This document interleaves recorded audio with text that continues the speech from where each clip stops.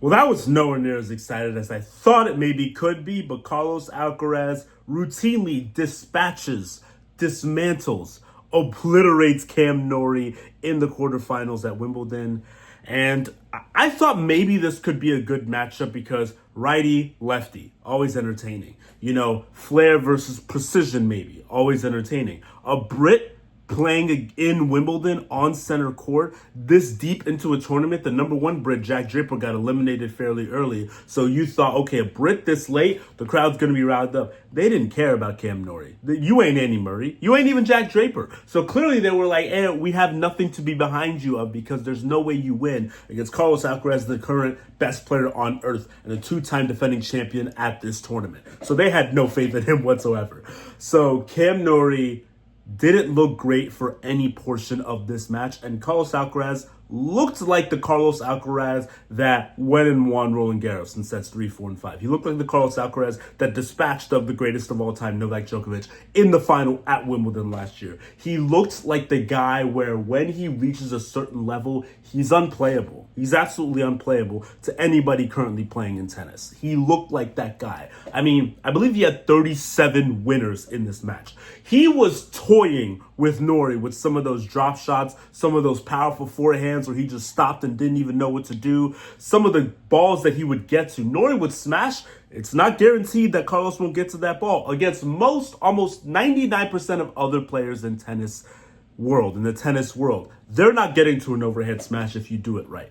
Carlos can still get to it, and Carlos can hit a winner off of it. That's how special this guy is. Norrie was trying some stuff where he was basically serving like next to the deuce court. Instead of being right on the serve line, he was close to the deuce court on the other side with his left hand and gets like the widest serve ever to the other direction so that if Carlos hits it, he either hit the umpire's chair, hit it straight into the net, or just hit some wobbly shot that's out. That was the hope. Carlos was still getting to those. Carlos was still returning those. Carlos was still returning winners off of those. What can you do? There is nothing you can do if you don't have the ability of someone like a Djokovic. I would say a center, but Carlos is beating him left, right, and center. Like one of those guys where potentially you could threaten Carlos Alcaraz.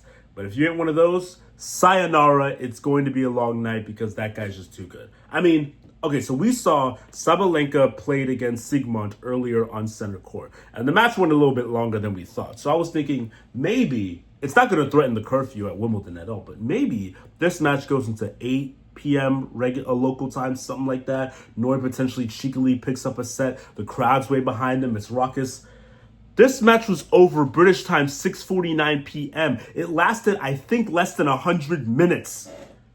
Nothing. Absolute light work. And this is what I love the most about Carlos. He gets better as a slam goes on. He actually looks worse against opponents who are ranked 100-something in the world. He looks better against guys who are in the 20s, in the 30s, in the, high mid-teens, something like that. He looks better against those guys than he does against some of the, not worst players in the world, because that's people like me, but worst players on the tour ranking-wise. Worst players to make it to Wimbledon, make it to a Grand Slam, got through quarterfinals all the way through. He plays better against the high-ranked guys than the low-ranked guys.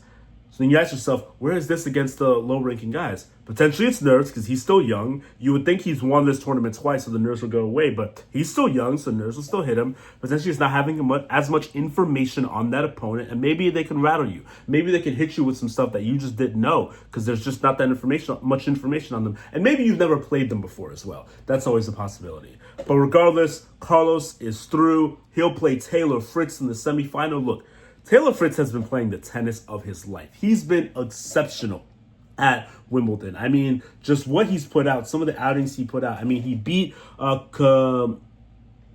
There we go. Kachanov today in 4 sets, won the tiebreak. I mean, he beat some very good players. Betsy Perishard, that was the match that was 5 sets, lasted 2 days on number 1 court.